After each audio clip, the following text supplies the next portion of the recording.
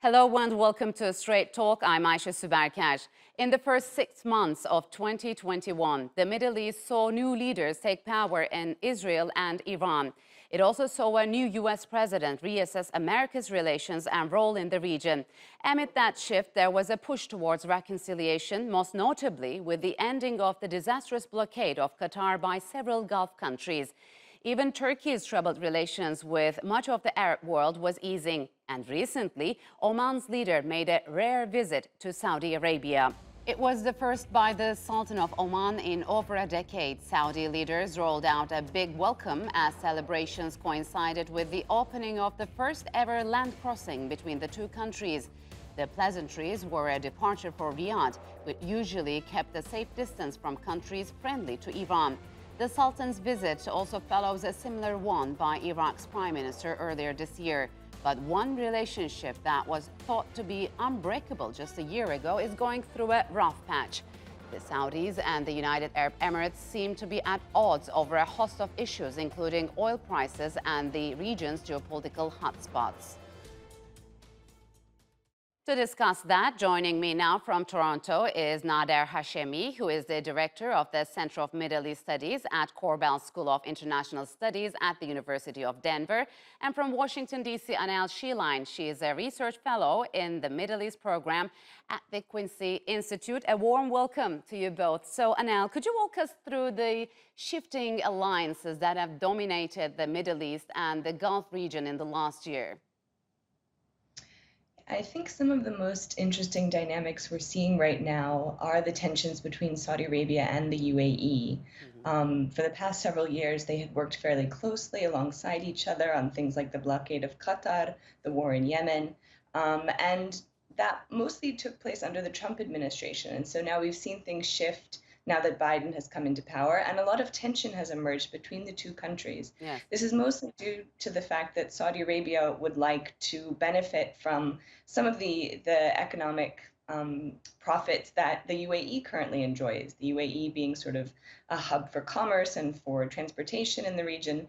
And Saudi Arabia sees itself as more rightly playing that role. So it's implementing several policies, such as requiring companies based in the region to, if they wish to do business with Saudi Arabia, they must have their headquarters in Saudi Arabia. And many of those headquarters are currently based in the UAE. So with policies like that, Saudi Arabia is sort of forcing companies to choose. And if they want to deal with Saudi Arabia, which is the very large, very wealthy, most multinationals would like to do business with Saudi Arabia. Yes. They are going to probably choose Saudi Arabia between the two. So, Nader, in the latest round of diplomatic moves, Oman's Sultan paid a visit to Saudi Arabia, the first by an Omani leader in over a decade. What's its significance, and what would closer ties to Saudi Arabia mean for Oman and the regional countries? Well, they already have very close ties. I mean, Oman is a member in good standing of the Gulf Cooperation Council. But I suspect the meeting really has to do with what we're talking about, to deal with sort of shifting alliances in the broader region, new challenges, the shared interest that both Oman and Saudi Arabia have with respect to Iran. But of course, Oman has a very different view of the Iranian threat. They have much more amicable relations between those two countries. There's also the question of the new Biden administration, which I think is really the big change here that has produced these new fissures and these new conflicts. But fundamentally speaking, the Gulf Cooperation Council is deeply divided. I mean, there's a real question about its future, given the tensions over the blockade in Qatar and other sort of regional problems. So we know that Oman, it's a neutral country when it comes to foreign politics. I mean, could it help ease tensions among the GCC countries, or the new Sultan would be more precise in foreign politics? What's your take on that? Yeah, I think Oman likes to play the role of a mediator regionally and within the GCC. So I suspect one of the issues on the agenda is the issue of the rising economic tensions between the Emirates and Saudi Arabia. Hmm. There's also, much broader sort of regional questions about, what to do about Iran. Um, Oman has been lured into this Abraham Accord initiative. They haven't signed on to it, but there's been some pressure for them to join that accord. I suspect that might be part of the discussions taking place between these two countries at the moment. Annelle, you just briefly mentioned that we have seen multiple cracks opened between the relations of the United Arab Emirates and Saudi Arabia. I mean, how has their leader-to-leader relationship cooled since the election of U.S. President Joe Biden, and how has Biden administration pushed regional countries to realign themselves? For example, are we likely to see, let's say, more freedoms, more human rights in those countries? Is it why they're aligning? Well, I think what Nader mentioned, especially in terms of the Abraham Accords, is quite significant. So the UAE, was quite clever in that, to the extent that although they were closely tied to the Trump administration, the United States very much appreciates that the UAE was the first country to join the Abraham Accords, to normalize with Israel officially. Other countries followed on, but it was led by the UAE. And there was this belief, I think, under the Trump administration that Saudi Arabia would sign on as well, and that would have really been quite significant. Mm-hmm. But up to this point, we haven't seen that. And so for example, when the Biden administration came in, I think the Saudis knew that they needed to show that they weren't a liability. Mohammed bin Salman has been involved in various misadventures around the region, and Biden used some very strong language on the campaign trail, saying he was going to make Saudi Arabia a pariah. So certain things we saw Saudi Arabia doing, like ending the blockade of Qatar, which is something that the UAE subsequently doesn't seem to have been ready to do. I think they're still quite concerned about Qatar's activities. But, an alternative might have been Saudi Arabia pulling out of Yemen, which is something else that Biden has said he would like them to do, although he's not really pressuring them significantly on that. And from the Emirates' perspective, they might have preferred the Saudis, maintain the blockade of Qatar, but pull back on the aggression against Yemen if it was kind of one or the other.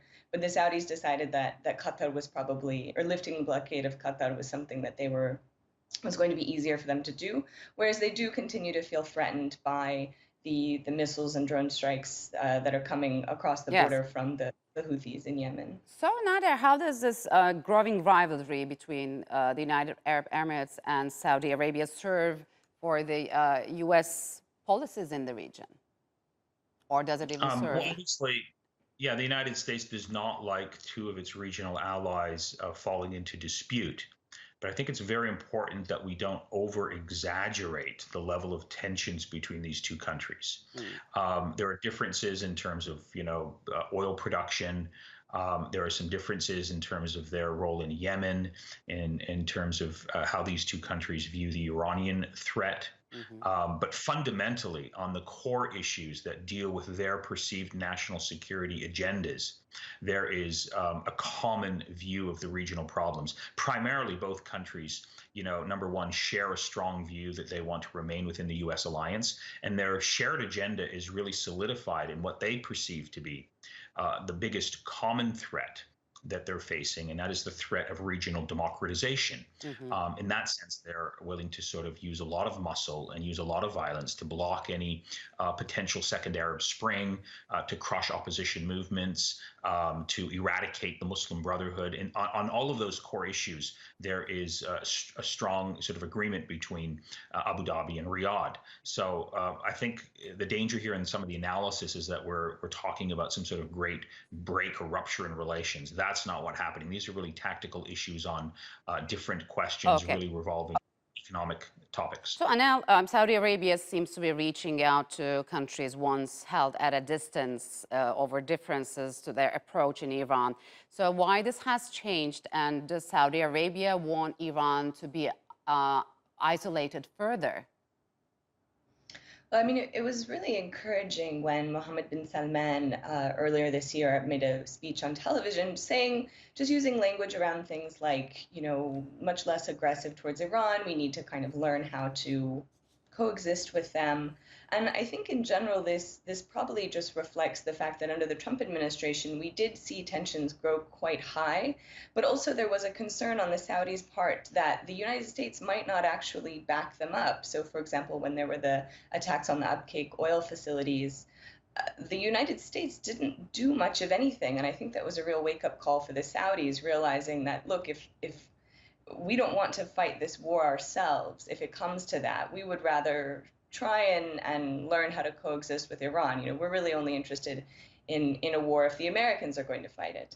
So I think, moving forward, Saudi Arabia, obviously their tensions are still very high, and it's still a big source of concern. And obviously a major factor here is whether the United States ends up getting back into the JCPOA, because that would allow the Biden administration to move forward with their stated policy goals of trying to shift away from the Middle East. We see them pulling out of Afghanistan, and it came out yesterday they might be pulling out of Iraq, and that was quickly walked back.